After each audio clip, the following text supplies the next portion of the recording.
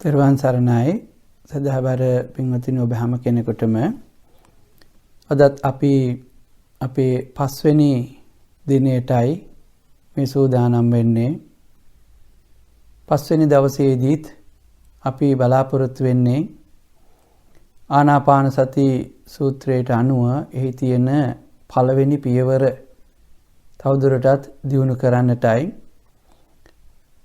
එනිසා අදත් අපි අදිෂ්ඨානයක් ඇති කරගන්නවා මේ පැය භාගය තුල මගේ හිත හැකිතාක් දුරට සංවර කරගෙන මේ මොහොතේ තබා ගන්න වර්තමානයේ තබා ගන්නට මම උත්සාහ කරනවා සිත සතිමත් කරගන්න. තවම අපි උත්සාහ කරන්නේ සිතේ තියෙන විසිරිච්ච බව එහාට මෙහාට යන බව තේරුම් අරගෙන සිත එක අරමුණක තබා ගන්නට අපේ සතිය දියුණු කරන්නටයි. ඉතින් ඒ නිසා අපි හැම කෙනෙක්ම 5 වෙනි දවසටත් මට සම්බන්ධ වෙන්න පුළුවන්කම ලැබුණා කියලා තමන් කෙරෙහි තමන්ගේ උත්සාහය කෙරෙහි අදිෂ්ඨානය කෙරෙහි සතුටක් ඇති කරගෙන ලෞතර බුදුරජාණන් වහන්සේට මම නමස්කාර කරමි මාගේ නමස්කාරය වේවා කියලා තථාගත සම්මා සම්බුදුරජාණන් වහන්සේට නමස්කාර කරලා ත්‍රිවිධ රත්නයට නමස්කාර කරලා අපේ මේ භාවනාව ආරම්භ කරමු. සම්මා සම්බුදුරජාණන් වහන්සේට මම නමස්කාර කරමි මාගේ නමස්කාරය වේවා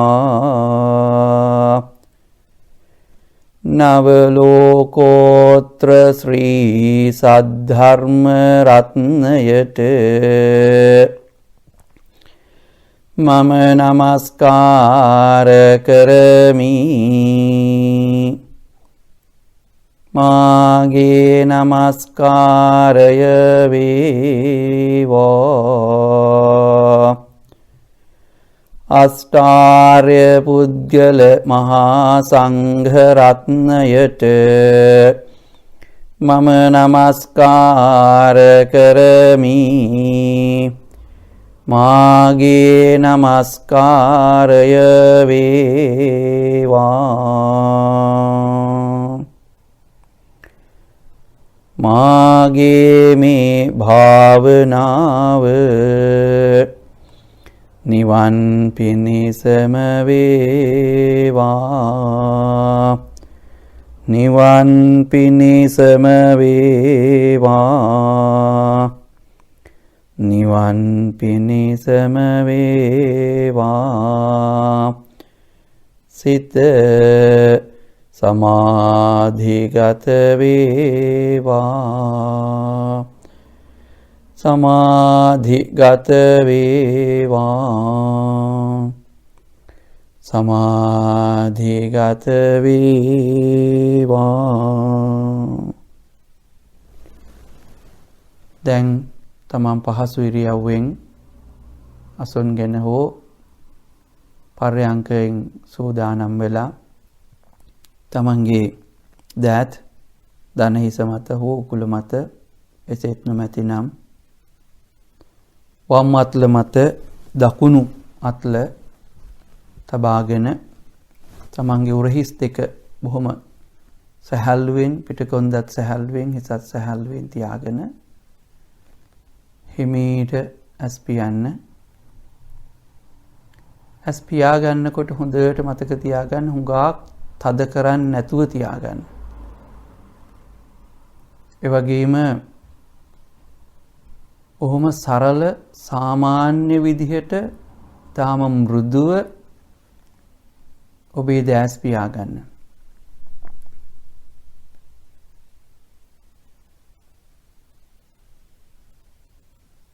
දැන් මේ මොහොතේ ඔබ අවට පරිසරයේ සිදුවෙන දේවල් වලට සිත යොමු කරන්න.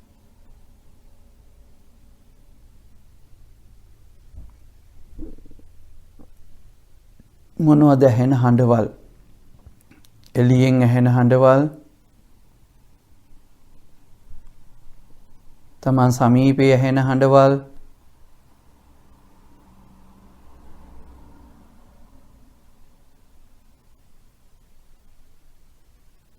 ඒවා හඬවල් හැටියටම දකින්න.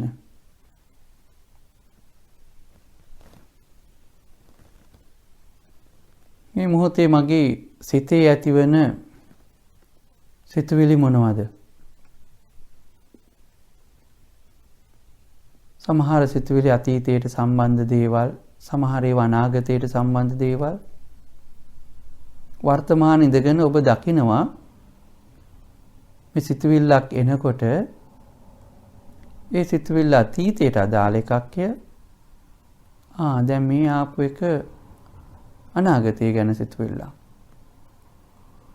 දැන් ටික වෙලාවක් බලන්න මේ සිතුවිලි ඔබේම සිතුවිලි දිහා බලන් ඉන්නවා. අපි මෙහෙම කරන්නේ අපි මේ දවසක් පුරාම මහන්සි වෙච්ච පිරිසක්. එනිසා විවිධ සිතුවිලි එනවා. ඒ සිතුවිලි හිර කරගෙන තෙරපිගෙන අපිට හුස්මට හිත යොමු කරන එක අමාරුයි. ඒ නිසා මේ එන්න තියෙන සිතුවිලි වලට එන්න ඉඩ හැරලා ඒව දිහා අපි බලන් ඉන්නවා. හැබැයි ඒ සිතුවිලිත් එක්ක එකතු වෙලා ගොඩනැගෙන කතාවත් එක්ක අපි අතීතයට යන්නෙත් නැහැ.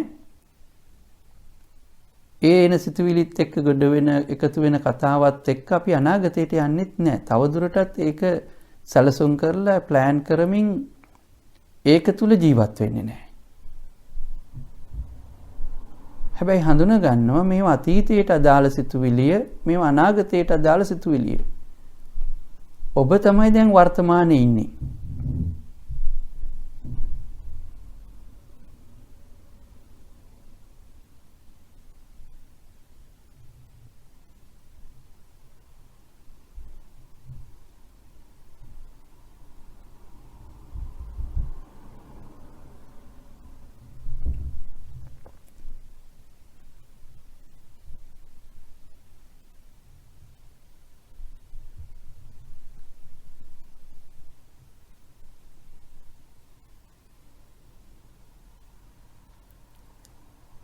දැන් ඔබට සිතුවිලි වල එක ස්වභාවයක් තේරෙනවා. ඒ තමයි සිතුවිලි හට ගන්නවා, පවතිනවා, නැති වෙනවා කියන එක.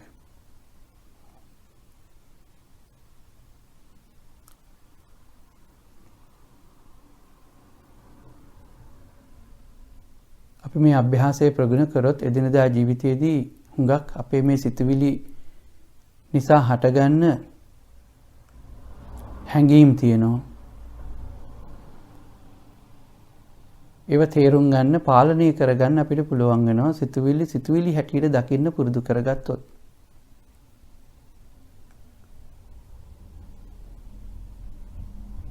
මේ වගේ මොහොතක අපි කරන්නේත් ඒ පුහුණුවයි. සිතුවිලි හැටියට දකින්න පුරුදු වෙනවා. එතකොට මේ සිතුවිලි නිසා අපිට හැඟීම් වගේ දේවල් එනවනම් ඒ එන බව දකින්න ඇඟේ කොහෙට හරි ඒක දැනෙනවා. ඒකත් තේරුම් ගන්නවා.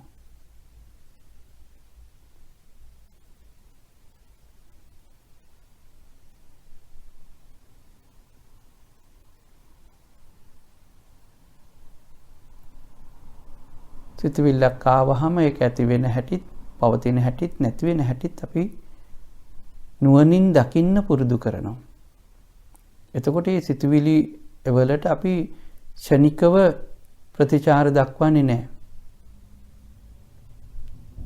අපි කියන්නේ ඔටෝමැටික් රියැක්ෂන් කියලා. එතකොට ඒවට අපි රියැක්ට් කරන්නේ නැහැ, හරි ඉක්මනට හිතන්නේ නැතුව.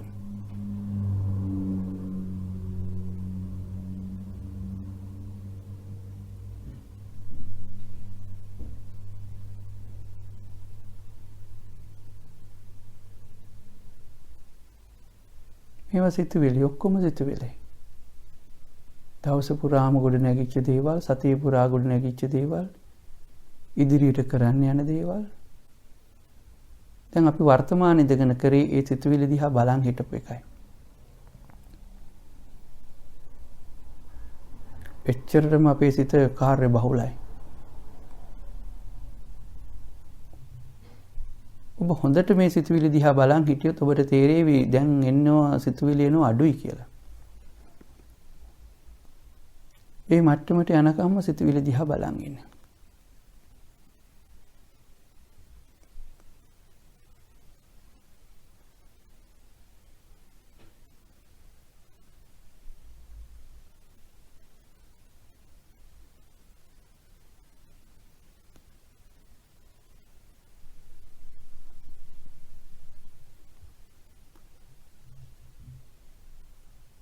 දැන් ක්‍රමයෙන් ඔබ ඔබේ සිත මුළු ශරීරයටම යොමු කරනවා. දැන් බලන්න ඔබේ ශරීරයේ කොහෙද ස්පර්ශ වෙලා තියෙන්නේ කියලා. දෙපතුල පොළව සමගද? ශරීරයේ අනිකුත් ශරීරාංග ඉන්න ආසනයේ මත, අසුන මත, කුෂන් එකක නම් එහෙමයි, පුටුවක නම් එහෙමයි. දැන් ඔබේ ශරීරයේ බාහිර වස්තුවක් එක්ක ස්පර්ශ වෙන හැටි ඔබට දැනෙනවා, හැඟෙනවා. දැන් බලන්න එතන තියෙන්නේ දැනීමයි හැඟීමයි විතරයි. එතන තරහකුත් නැහැ, සතුටකුත් නැහැ. Tamanට දැනෙන දේ Taman දකිනවා. හැඟෙන දේ දකිනවා. සමහරවිට ශරීරයට උණුසුම දැනෙන්න පුළුවන්, සීතල දැනෙන්න පුළුවන්. ඒ දැනෙන දේ දකිමින් ඉන්නවා. දැනෙන දේ අත්විඳිමින් ඉන්නවා. හැබැයි ප්‍රතිචාර දක්වන්නේ නැහැ.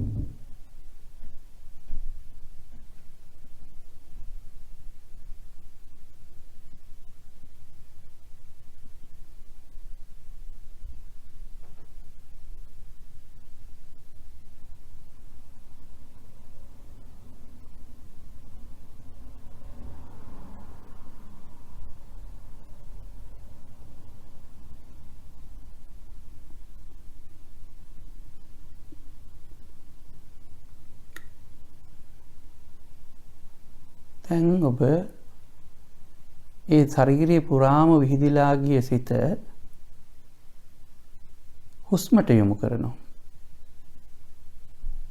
මේ වෙලාවේ මගේ හුස්මේ ස්වභාවය කොහොමද?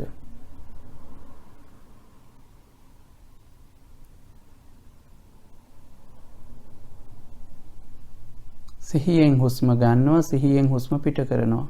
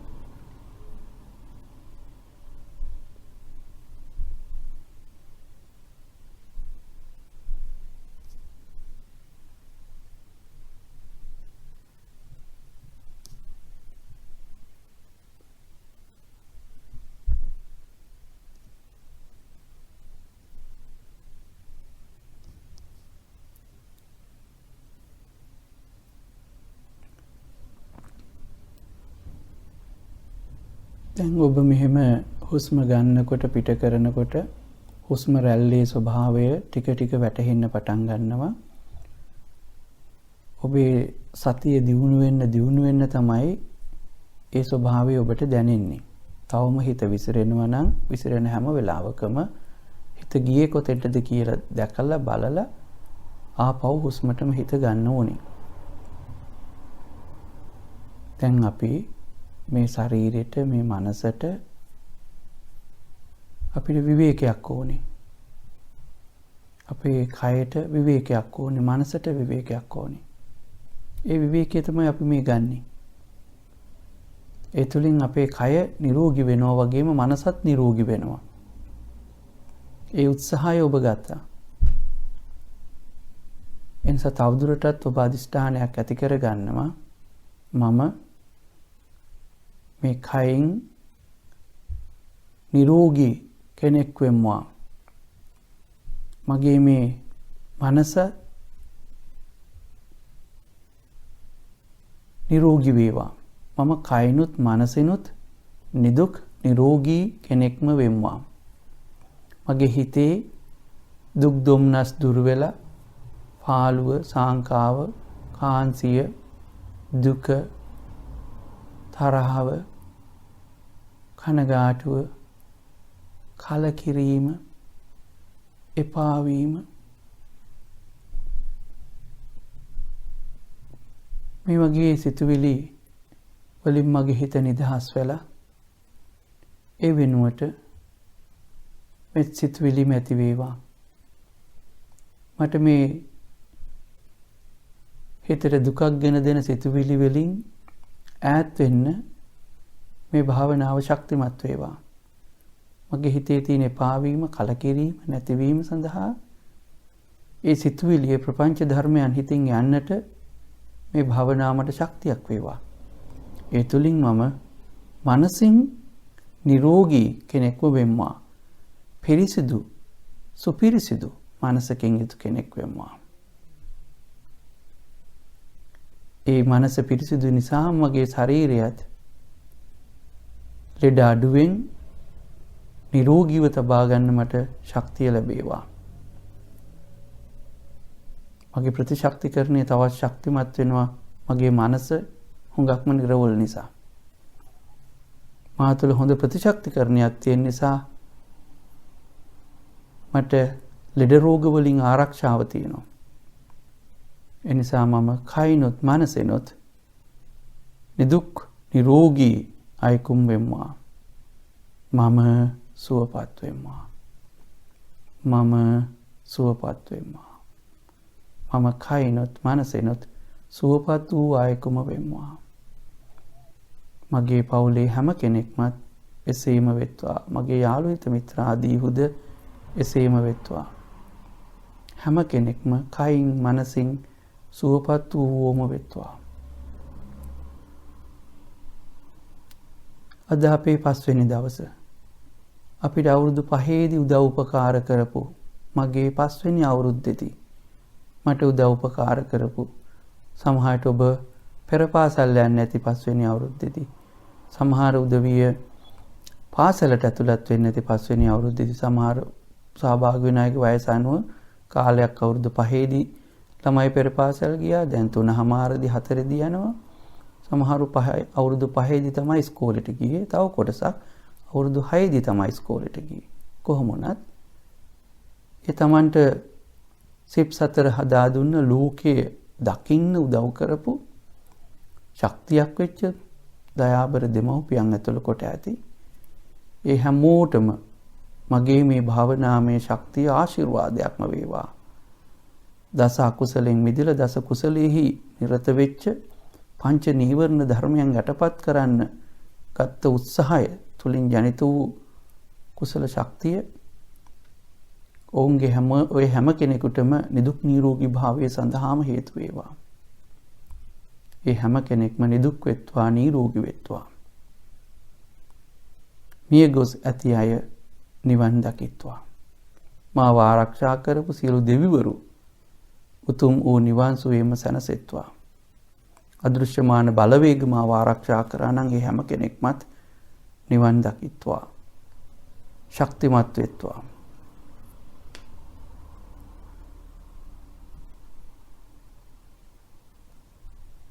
මිය පරලොව ගිය පින් බලාපොරොත්තුවෙන් ඉන්න ඕනම කෙනෙක් මේ පින් අනුමෝදන්ව ඒ අයගේ දුක්ඛිත තත්වයන්ගෙන් අත් මිදෙත්වා. සැප ඇති තැන්වලම උප්පත්තිය ලබා ගනිත්වා.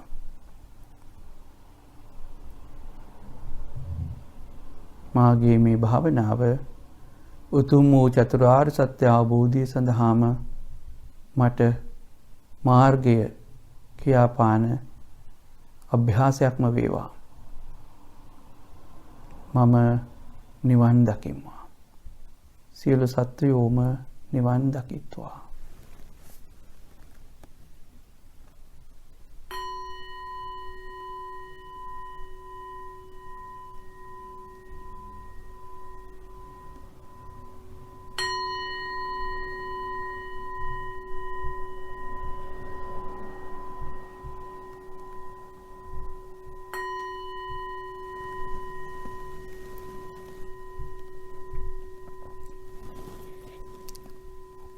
දැන් ඔබට දැස් විවර කරන්න පුළුවන්.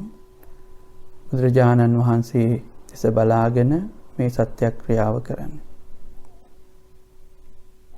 බුද්ධානං ජීවිතස්සන සක්කා කේනචි අන්තරායෝ කාතුං බුද්ධානං චබ්බන්න රන්සීනං සක්කා කේනචි අන්තරායෝ කාතුං බුද්ධානං ද්වත්තිංස මහා පුරිස ලක්ඛනානං සක්කා කේනචි අන්තරායෝ කාතුං බුද්ධානං අභිහට චතුන්නම් පච්චයානං සක්කා කේනචි අන්තරායෝ කාතුං ඉමේ සංචතුන්නම් අච්චරියානං සක්කා කේනචි අන්තරායෝ කාතුං ඒතේන සච්ච වජ්ජේන අන්තරායෝ අසේසතෝ මාරාදයෝ විනස්සන්තු ජය සිද්ධී භවන්තු තේ.